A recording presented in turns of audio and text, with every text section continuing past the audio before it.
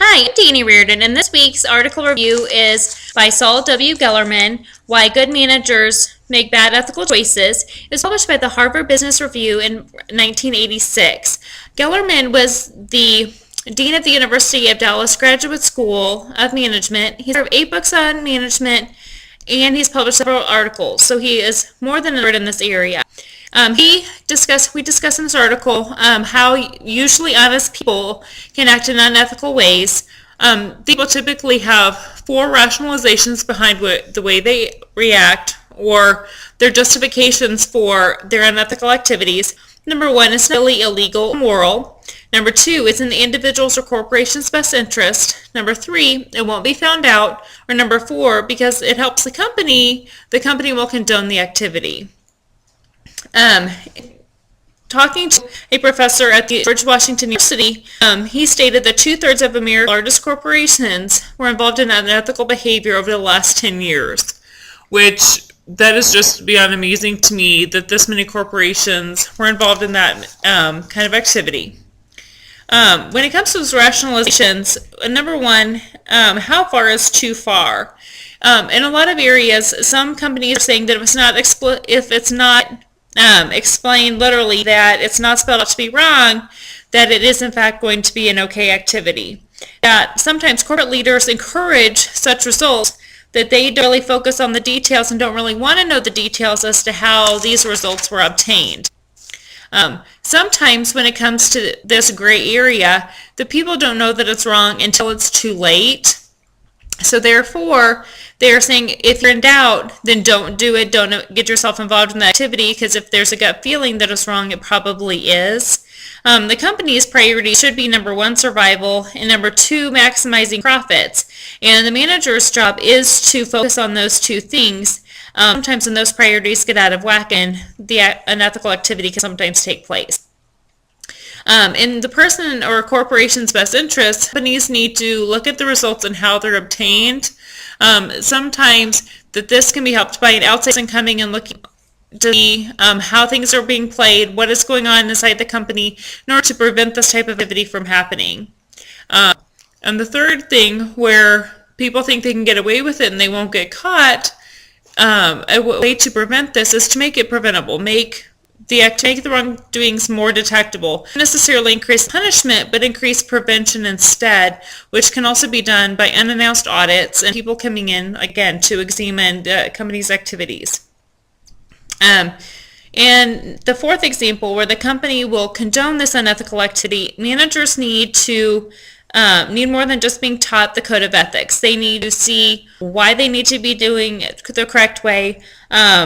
And also, they have the loyalty to employees. It's been at the expense of the law, morals, or society, giving the company a bad reputation. Therefore, the company is not going to just condone and to say the activities are okay, especially if the employee has done something against the law or against society. The 3 cases discussed in this article had to do with the Manville Corporation, number 1, who suppressed information about the asbestos inhalation leading to the death of many of its employees by suppressing the information on the X-ray results, and that the asbestos did in fact lead to the wrongful deaths of these employees.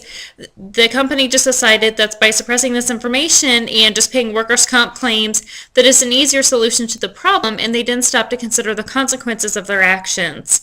And so what it turns out to be is that one of the largest corporations ends up turning over 8% of its equity into settling lawsuit cases, dealing with these employees who were sick and died from the asbestos inhalation. The second case had to do with Continental Illinois Bank, in which case the company went out and the loan officers went and bought all these loans from smaller companies in order to help themselves grow.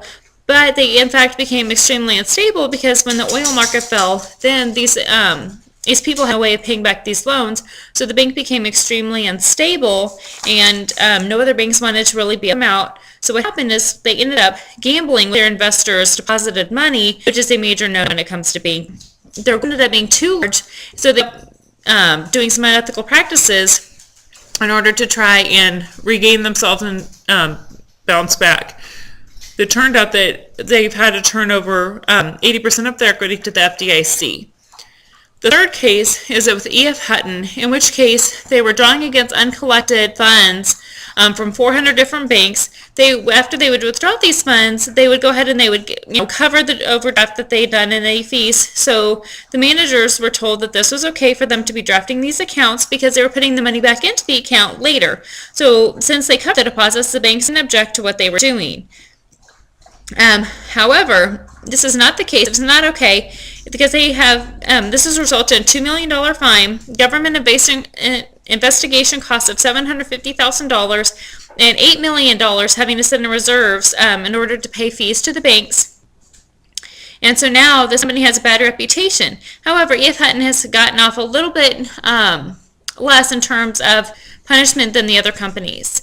What this comes to say is that unethical activity will be caught, it will be found out. It is not okay in any situation, even with some rationalization as to what's going on. It can cause jobs, it can cause deaths, obviously in extreme cases, and it can cause a company a bad reputation. So therefore, as a manager, we need to be a good leader, lead by example, and make sure that our company and our employees are held to the highest standards and they perform proper ethical activities in promoting themselves and our company in the terms of morals and the law and looking good to society. I'm Danny. Thanks. Have a good weekend. Bye-bye.